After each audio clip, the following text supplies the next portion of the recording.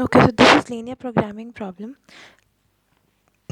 इसमें बेसिकली क्या करना पड़ता है, हमारे पास ना एक फंक्शन होता है लीनियर, इसको हमें मैक्सिमाइज़ करना है सब्जेक्ट टू दीज कंस्ट्रेंट्स। ठीक है, कंस्ट्रेंट्स दिए, इसके बेसिस पे हमें इसको मैक्सिमाइज़ या मिनिमाइज़ करना है। यहाँ पे ए बी सी ये जो है वेरिएबल, ये सब कांस्टेंट है, और x1 x2 ये जो भी है वो पूरा वेरिएबल्स है। इसमें है, इसको हम क्या बोलते हैं, इसको बोलते हैं ऑब्जेक्टिव फंक्शन, और इसको इन सबको बोलते हैं कंस्ट्रेंट्स। और हमें एक चीज़ मेक श्योर करना है कि जो बी का जितना भी टर्म है ना वो सारा पॉजिटिव होना चाहिए। इनकेस ये नेगेटिव होता है तो हमें -1 से मल्टीप्लाई करके साइन वाइन चेंज करके इसको पॉजिटिव बनाना है। इसको हम इस फॉर्म में भी लिख सकते हैं, एक मिनट।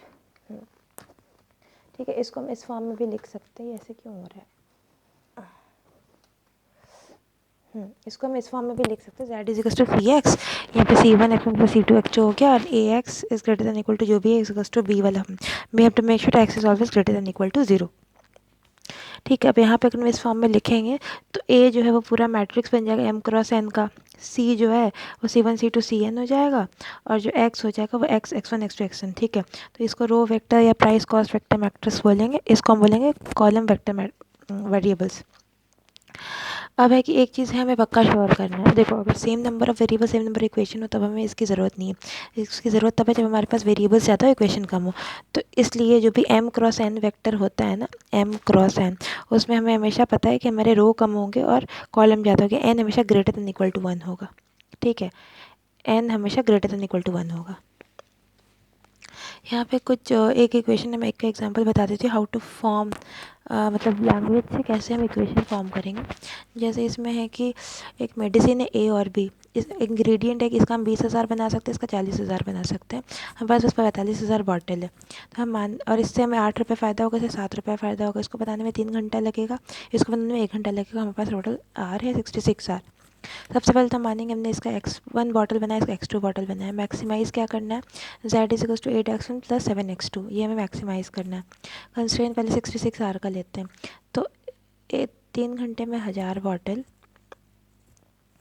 ठीक है, तो 1000 बॉटल 3 घंटे में, तो x1 bottle 3/1000 into x1 r plus, तो सिमिलरली इस x2 बॉटल बनाने में इसको लिया x2/1000, it should be less than equal to 66 are.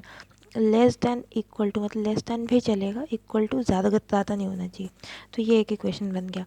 इसको लेंगे तो हमारा ऐसा हो जाएगा कि देखो x1 plus x2 should be less than equals to 45,000, और हमें पता है कि x1 should be less than equals to 20,000, x2 should be less than equals to 40,000। तो हमने सारा फॉर्मूला बना दिया। सिमिलरली हम बाकी भी इसी बेसिस पे कर लेंगे। अब हम आते हैं फ्लैग के पास। सबसे पहले हम देखते हैं कि what is a basic solution. Basic solution का मतलब होता है, जैसे कोई भी इक्वेशन है A X is equals to B.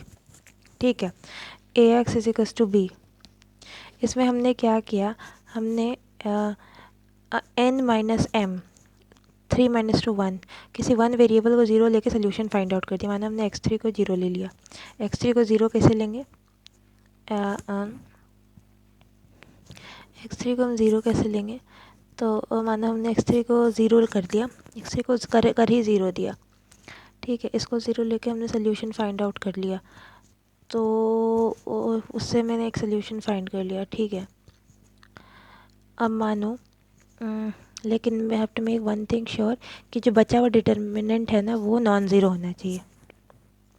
जैसे 2 1 0 एक सोल्यूशन है, 2 1 0, x3 तो 0 हो गया, लेकिन x3 हमने यानी ये वाला कॉलम हमने 0 किया। जब ये वाला हमने 0 कर दिया तो बचा हुआ जो डिटर्मिनेंट है उसका determinant should not be equal to 0। ठीक है, क्योंकि तब और जब ये इक्वल टू 0 नहीं होता और हमने एक को 0 लिया तो उस सोल्यूशन को बेसिक सोल्यूशन बोलते हैं। अब इसका एग्जाम्पल देखते हैं कैसे फाइंड आउट करना है। ठीक है, हम ए एक्स इक्वल टू बी के फॉर्मेट में लिखेंगे। अब हम इसको ना α1 α2 एंड α3 के फॉर्म में लिखेंगे। सबसे पहले हम चेक करते हैं कि डिटर्मिनेंट तो कोई ज़ीरो नहीं है। ठीक है, तो मानो हमने डिटर्मिनेंट सबका चेक कर दिया, उसका α1 α2 α1 α3, तो हमने क्या देखा कि डिटर्मिनेंट तीनों में से कोई भी ज़ीरो नहीं है। ठीक है, अब हमें ज़ीरो, तो हम क्या करते हैं, अब A X is equal to B है। ठीक है, तो X is equal to A inverse B होगा।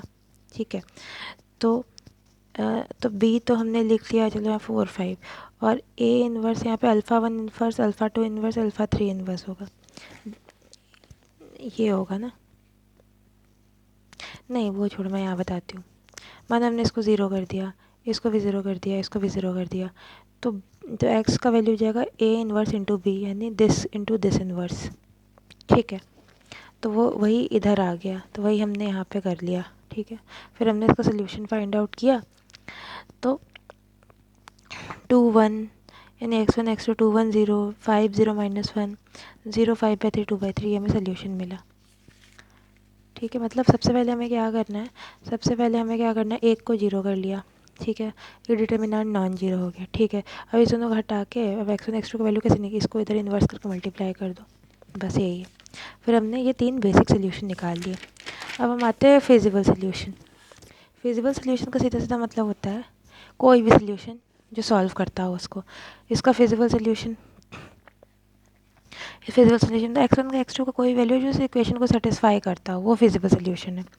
ठीक है, ऑप्टिमल सोल्यूशन वो होता है जो वैसा फिजिबल सोल्यूशन जो कि जो हमारा ऑब्जेक्टिव फंक्शन उसको ऑप्टिमाइज़ करता हो। बेसिक फिजिबल सोल्यूशन वैसा फिजिबल सोल्यूशन जो कि बेसिक हो। ठीक है, मतलब एक जिसमें जीरो हो। ठीक है, और मैक्सिमम बेसिक सोल्यूशन कितना हो सकता है, मैक्सिमम बेसिक सोल्यूशन हो सकता है NCM। फिर होता है ऑप्टिमल बेसिक फिजिबल सोल्यूशन, ऐसा बेसिक फिजिबल सोल्यूशन जो कि ऑब्जेक्टिव फंक्शन को ऑप्टिमाइज़ करे। बेसिक वेरिएबल जो x1 x2 होता है, वेरिएबल्स होता है बेसिक फिजिबल सोल्यूशन को, उसको बेसिक वेरिएबल्स बोलते हैं। अब एक और यहाँ पे केस आता है, वो है non degenerate BFS। Non degenerate BFS का मतलब होता है अगर ये कंडीशन फुलफिल होता है, नॉट इक्वल टू ज़ीरो होता है, तो BFS जो है उसको नॉन डीजेनरेट बोलते हैं। कैसे, तो देखो, मानो अल्फ़ा 1 इंटू बी, ये इसका determinant non equal to zero होता है, इसका मतलब ये नॉन डीजेनरेट है। सिमिलरली इसका भी नॉन डीजेनरेट है, इसका भी नॉन डीजेनरेट है। तो अगर हम x1 x2 ज़ीरो की बात करते हैं, तो अल्फ़ा 1 भी और अल्फ़ा 2 भी should not be equal to zero. x1 x2 zero की बात करते हैं, तो अल्फ़ा 1 भी अल्फ़ा 2 भी is not equal to zero अगर है, तो इसका मतलब ये नॉन डीजेनरेट है, मतलब बाकी में उसके बाद कोई भी ज़ीरो नहीं है। ठीक है, अब हम वापस से जाते हैं जहाँ पे हम कर रहे थे।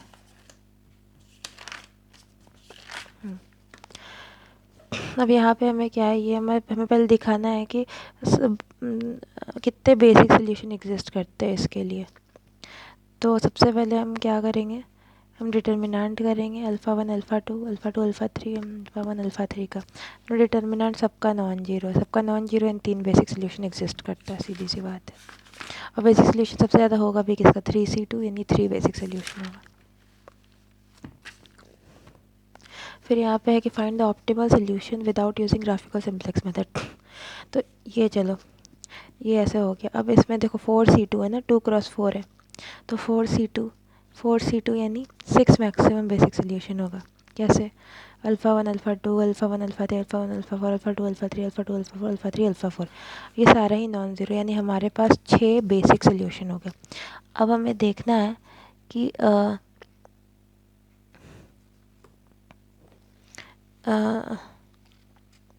ठीक है, 6 बेसिक।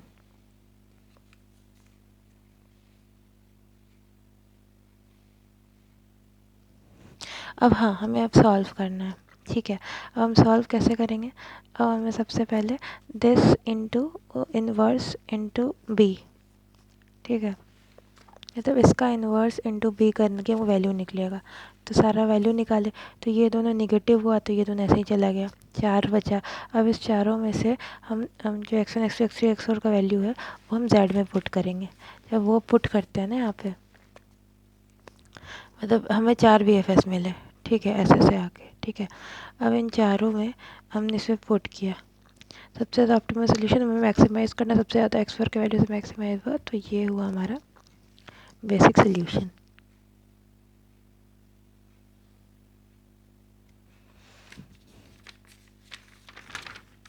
अब दूसरा मेथड है ग्राफिकल मेथड। ग्राफिकल मेथड में सबसे पहले देखो, इसको इक्वल टू किया, x2 का ज़ीरो डाल के x1 का वैल्यू निकाले, फिर x1 को ज़ीरो डाल के x2 का वैल्यू निकाला, ये 2 पॉइंट मिल गया। सिमिलरली 2 पॉइंट मिल गया। और इस पर एक और चीज़ है, ज़ीरो डालो, ज़ीरो डालो, zero is less than this, यानी ज़ीरो को सेटिस्फाई करता है और ये बस 2 वेरिएबल के लिए ही एग्जिस्ट करेगा, ठीक है। तो ये जितना भी हमने वैल्यू डाला, हमने इक्वेशन ड्रॉ कर लिया, जो बचा उसको हमने शेड कर लिया। अब क्या करेंगे, हमें जिसको भी मैक्सिमाइज मिनिमाइज करना है, ये इसका हम स्लोप निकालेंगे। कैसे निकालेंगे, 8x1 plus 7x2 is equal to 0। तो x1 by x2 is equal to -7/8। -7/8 slope है, तो स्लोप कैसे जाएगा, 7 यूनिट इधर 8 यूनिट इधर स्कोर। अब इस ना पैरेलल लाइन करते करते करते ये जिस पॉइंट को सबसे आखिरी में टच करेगा वो हमारा मैक्सिमम पॉइंट होगा। तो ये हमारा मैक्सिमम पॉइंट है। अब सिमिलरली इस पर भी हमने यही किया है, इसको ड्रॉ किया, इसको ड्रॉ किया, फिर पैरेलल लाइन ड्रॉ करते गए। इसमें भी वही किया है, इसमें भी वही किया है, कुछ स्पेशल नहीं है इसमें। इस पे बस एक चीज़, हमें निगेटिव नहीं होना चाहिए।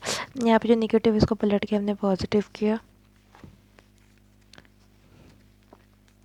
इसको ये जो है ना, ये एक ओपन अनबाउंडेड सोल्यूशन है, मतलब ये बिल्कुल ओपन है, इसका कोई सोल्यूशन नहीं निकलेगा, ठीक है। क्योंकि वो खुला है, तो हम यहाँ से अगर ड्रॉ भी करते हैं तो हम कहाँ जाएंगे मैक्सिमम, तो इट्स अनबाउंडेड सोल्यूशन।